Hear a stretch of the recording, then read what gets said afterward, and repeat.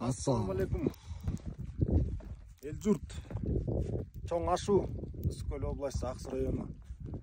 Жыл кайдак бүгүн 25 апрель 2024.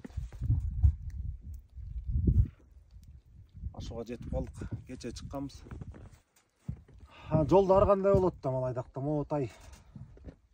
Жылкынын артынан калып калатканда бояка жүктөп алып акырындан келе атабыз. Малдын да ушундай убарасы бар.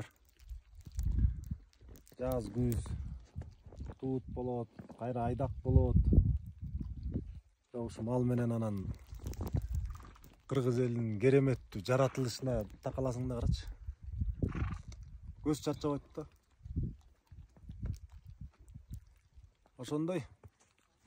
Бардык чарбакерлерге дагы бир жолу ассаламу алейкум. Мал жаныңар менен аман эсен жайлоолорго жетип алгыла.